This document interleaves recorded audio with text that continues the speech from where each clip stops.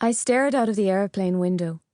White, billowing clouds were rimmed with gold, reminding me of my cancelled wedding. My ring was back in the shop, and my wedding dress had pride of place on my Facebook fashion page, Rags to Riches, exclusive designs by Irini McGuire. That gorgeous gown was the most beautiful thing I had ever produced.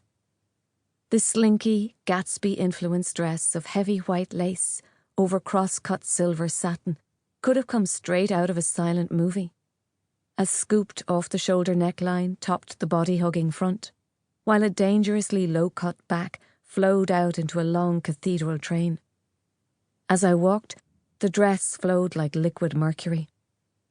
Conscious that the congregation would be looking at the back more than the front, I had fastened the gown with 200 white pearls that ran from below my shoulder blades to the spill of the train's hemline.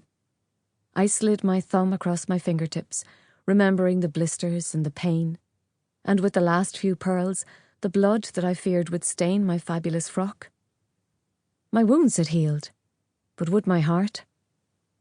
Soon my wonderful wedding dress would be cherished by another, a bride-to-be with no notion of the blood, sweat, and tears that had gone into its creation. I had a massive price tag on the dress, mostly because I didn't want to sell it.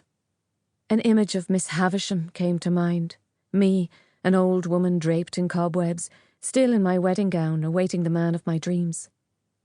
Mam's last words played on a loop in my mind. We had stood on my doorstep after a week of disgruntlement. Her suitcases were already in the airport cab. Divided by awkwardness, neither of us could find the right things to say.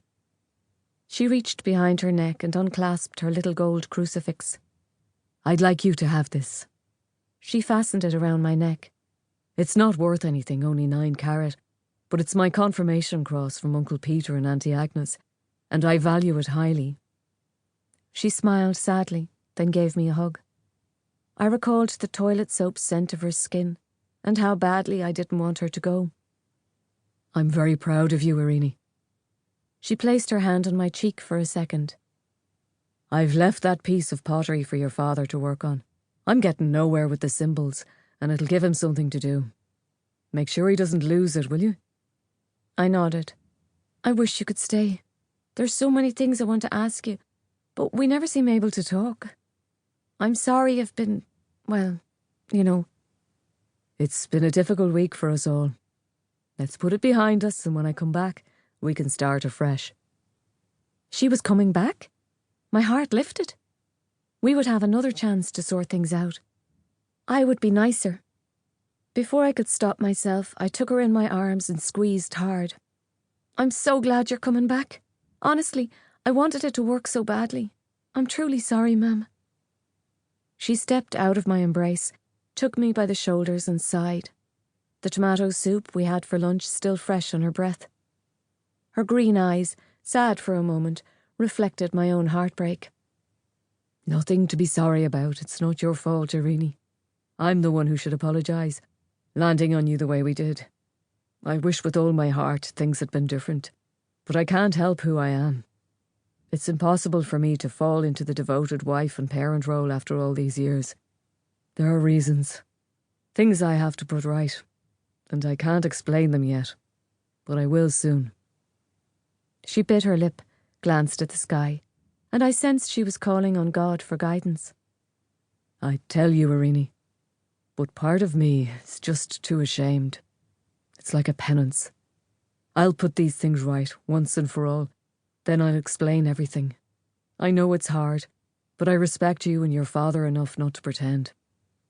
Shivering, she rubbed her arms, her slim figure stiff with tension. "It's so cold here." She glanced at the sky again and turned her mouth down.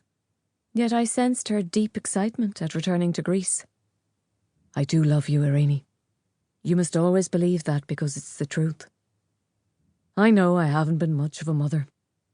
She tilted her head to one side and placed her hand on my cheek again. "It's as if I've no control over my destiny. I had to marry your father. I had to save his life. And I had to keep you safe, no matter what the cost." What was she saying? I found myself lost in the enormity of her words and before I could string a question together, Mam shook her head and shrugged, appearing as perplexed as I felt.